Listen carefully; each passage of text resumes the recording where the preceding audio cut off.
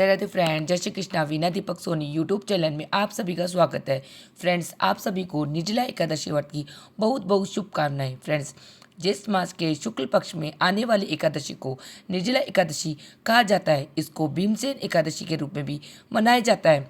देखिए, आज की वीडियो में मैं आपको संपूर्ण जानकारी दूंगी। एकादशी कब है, व्रत का प्राण आपको कैसे करना है, बिना जल के आप व्रत कैसे करेंगे या फिर बिना जलों के भी व्रत कैसे कर सकते हैं, यानी कि बिना पानी पिए भी व्रत कर सकते हैं। देखिए, एकादशी जो है यानी कि यह निर्जला एकादशी है। बिना जल का निर्जला यानी कि बिना जल के यह व्रत आपको कैसे करना है। तो देखिए, सबसे पहले जान लेते हैं कि जिस दिन आपको व्रत होगा यानी कि जिस दिन एकादशी होगी उस दिन ब्रह्म मुहूर्त में उठकर स्नान आदि करने के बाद कहीं पर भी आप चौकी लगा सकते हैं।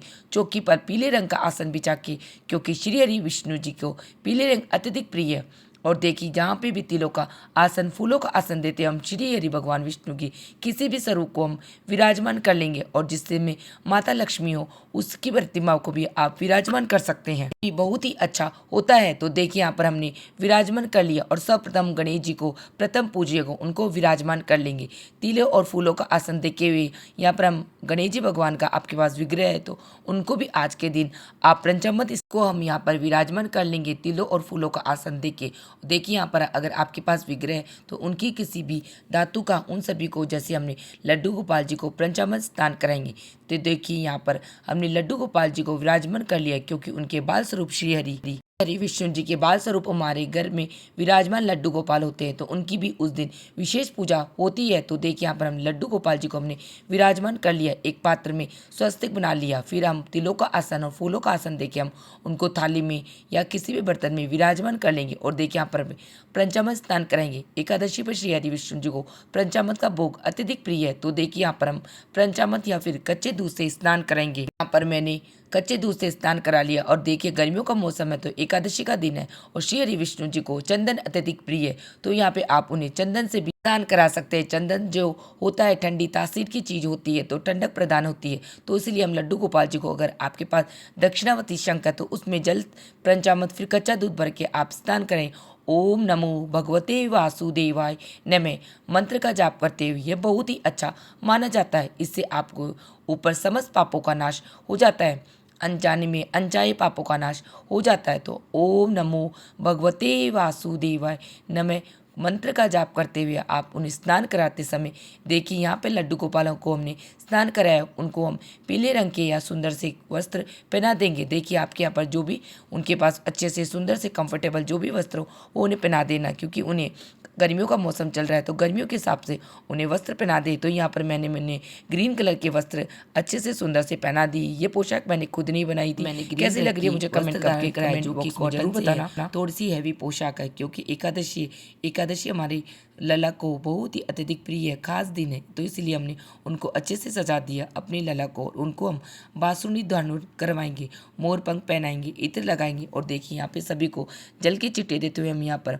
भाव स्वरूप सभी को स्नान कराएंगे। और देखिए, यहाँ पे घड़े का दान किया जाता है। तो देखिए, घड़े के मीठे जल को भर के आप किसी भी जरूरतमंद को मंदिर में प्याऊ पे यह दान करने का करते हैं। तो ये दान का, मीठे जल का दान का विशेष अधिक महत्व है, यानी कि जल का दान करना विशेष महत्व बताया गया है। तो यहाँ पर देखिए, हमने घड़े का दान कर रही हैं। आप छोटा बड़ा किस प्रकार का भी घड़ा मटका ले सकते हैं। अभी हमने दीपक को प्रज्वलित किया है तो आप घी के दीपक ले सकते हैं, तिल्ली के तेल का दीपक ले लीजिएगा। तिल का दीपक भी बहुत ही विशेष महत्व होता है एकादशी पर। देखिए, हमने दीपक को प्रज्वलित कर लिया और तुलसी पत्र आपको वार के अनुसार यानी देखिए तोड़ना होता है। एकादशी 25 जून दिन गुरुवार को है, तो गुरुवार का दिन बहुत ही खास होता है, यानी कि उसका अलग ही महत्व होता है। तो बुधवार को आप तुलसी दल पत्ते तोड़ के रख ले। और देखिए, यहाँ पर हमने अपने भाव रूप में सभी को स्नान करा दिया। उसके बाद में हमें वस्त्र रूप कलावा जनेऊ समर्पित करनी है। तो सर्वप्रथम गणेश जी भगवान को वस्त्र रूप कलावा जनेऊ समर्पित कर देंगे। उसके बाद में भगवान विष्णु और लड्डू गोपाल सभी को वस्त्र रूप कलावा समर्पित कर देंगे। उसके बाद में जो घड़ा मटका लिया उसका कहा जाता है कि मटके के कंठ को कभी भी खाली नहीं छोड़ना चाहिए। उसके कंठ पे भी हम मूली रूपी कलावा बांध देंगे। इस प्रकार हम सभी को अलावा समर्पित कर देंगे, जनेऊ समर्पित कर देंगे। उसके बाद में सभी को तिलक करना होता है कि यहाँ पर हम सभी को चंदन का तिलक लगाएंगे, क्योंकि देखिए एकादशी पर श्री विष्णु जी को चंदन अत्यधिक प्रिय है। तो चंदन से हम सभी को तिलक लगाएंगे, कुमकुम से तिलक लगाएंगे, माता लक्ष्मी को तिलक प्रतिमा में विराजमान सभी देवी देवताओं को तिलक लगाएंगे। सभी को हम यहाँ पर फूल समर्पित कर देंगे। देखिए आपको जो भी फूल पुष्प मिल जाते हैं वही फूल पुष्प आप समर्पित कर दीजिए। यहाँ पर मैंने गणेश जी को लाल रंग के फूल समर्पित कर दिए और भगवान विष्णु को पीले रंग के पुष्प समर्पित कर दिए। अगर आपके पास फूल पुष्प नहीं हो तो इस पार्ट को आप स्किप करके बिना फूल पुष्प भी आप लोग पूजा कर सकते हैं। लाल फूल समर्पित किया, सभी को हम पीले फूल समर्पित कर देंगे। और देखिए यहाँ पर हम लड्डू गोपाल जी को थोड़े से फूलों की बारिश करना चाहते हैं तो थोड़ी सी फूलों की बारिश कर सकते हैं, क्योंकि फूलों की ठंडी तासीर होती है और लड्डू गोपाल जी को हमारे फूलों की बारिश अत्यधिक प्रिय है। उसके प्रतिदिन आप लड्डू गोपाल जी को दूध का भोग लगाए तो उसी प्रकार दूध का भोग लगाए।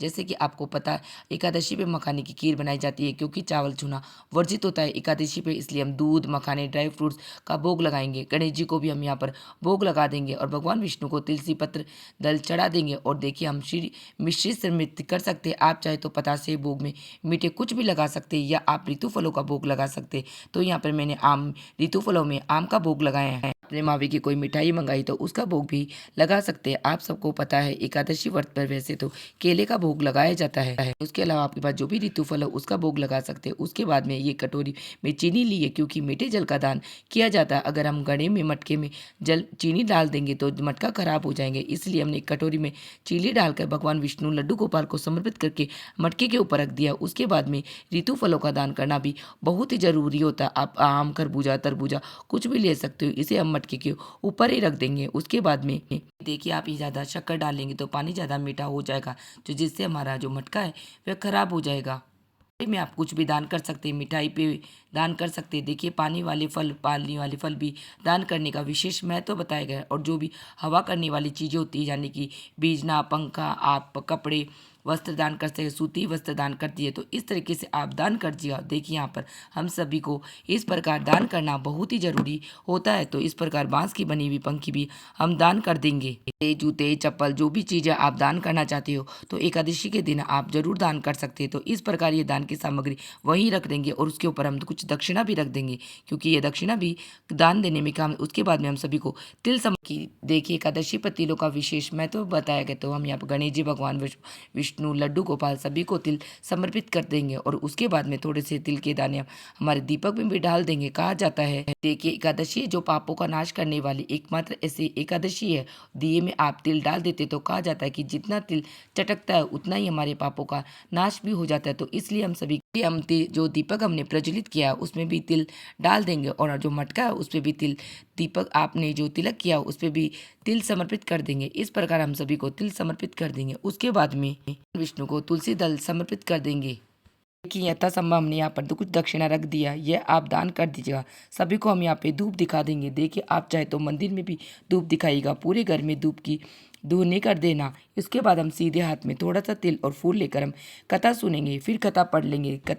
देखिए कथा आपको जरूर सुननी चाहिए या फिर पढ़नी चाहिए। कथा सुनने के बाद अपने सीधे हाथ में फूल तिल रख लिखा है या आप प्रभु के चरणों में समर्पित कर दीजिएगा।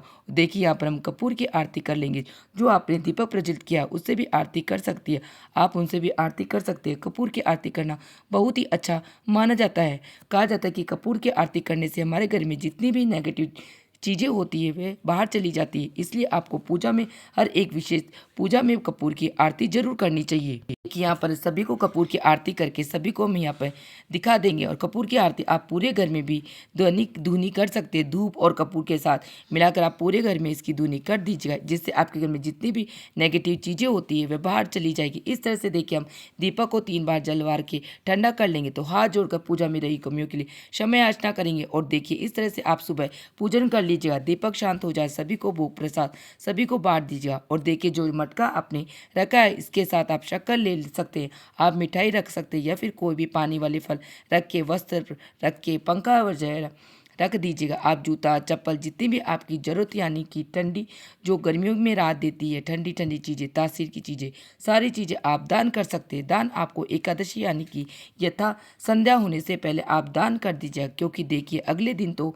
पारण के दिन दान दक्षिणा निकाला ही जाता है। और यहाँ देखिए मटके से भरा जल का दान किया जाता है। ठंडी ठंडी चीज़ों का यानी कि जूता चप्पल छत्ता सत्तू दही इन सभी चीज़ों का, लस्सी का आप दान कर सकते हैं। कहीं भी चौराहे पर खड़े किसी को भी आप राहगीर को आप ये जल पिला सकते हैं। यह बहुत ही अच्छा माना जाता है। तो देखिए इस तरीके से निर्जला एकादशी का व्रत कर लीजिएगा। और हमेशा आने वाले कमेंट में ये पूछा जाता है कि लड्डू गोपाल को चौकी पे ही छोड़ना है या उन्हें पूजा स्थान में फिर से विराजमान कर देना है। उनको विराजमान कर दीजिएगा। अगले दिन यहीं पर उनको साफ सुथरा स्थान आदि कराने के बाद यहीं पे आप उनका विराजमान करें, धूप दिखा दीजिए। अब चलिए जान लेते हैं कि एकादशी का व्रत कब पड़ रहा है। तो देखिए एकादशी 25 जून दिन गुरुवार को व्रत रखा जा रहा है। और गुरुवार का दिन बहुत ही अच्छा शुभ दिन होता है, बहुत ही विशेष यानी कि बहुत ही अच्छा हो जाता है, क्योंकि एकादशी गुरुवार के दिन पढ़ना बहुत ही दुर्लभ की बात होती है। और अब बात करते हैं कि प्राण आपको कब करना है। तो देखिए प्राण आपको 26 जून दिन शुक्रवार को सुबह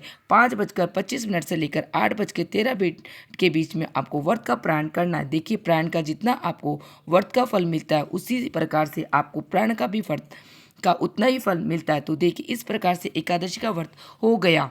दान दक्षिणा भी दे दीजिएगा। और देखिए बिना जल के आप नहीं रह पाते हैं तो यह व्रत फलाहार भी किया जाता है। फलाहार भी नहीं रह सकते तो इस व्रत में यानी कि शुद्ध सात्विक रहते हुए भी आपको इसका व्रत का पालन करना चाहिए। व्रत पूजा आप कर सकते हैं। आशा करती हूँ आपको वीडियो पसंद आया, वीडियो आपके लिए थोड़ा सा भी यूजफुल है तो प्लीज़ वीडियो को लाइक कर लेना, चैनल को सब्सक्राइब कर लेना। फिर मिलेंगे किसी और वीडियो में, तब तक ले जय श्री कृष्ण, राधे राधे। और एकादशी व्रत पे हमें किस प्रकार सरल तरीके से पूजा करनी है, किस प्रकार मटके का दान करना है, उनका डिटेल वीडियो छोटा वीडियो मैंने अलग कर दिया है। उस सभी का लिंक मैं डिस्क्रिप्शन में ऐड कर दूंगी। आप वहां से भी वह एक बार जरूर देख लीजिएगा। और आपके लिए यूजफुल हो तो लाइक कर लेना, चैनल को सब्सक्राइब कर लेना। फिर मिलते किसी और वीडियो में, तब तक जय श्री कृष्ण, राधे राधे।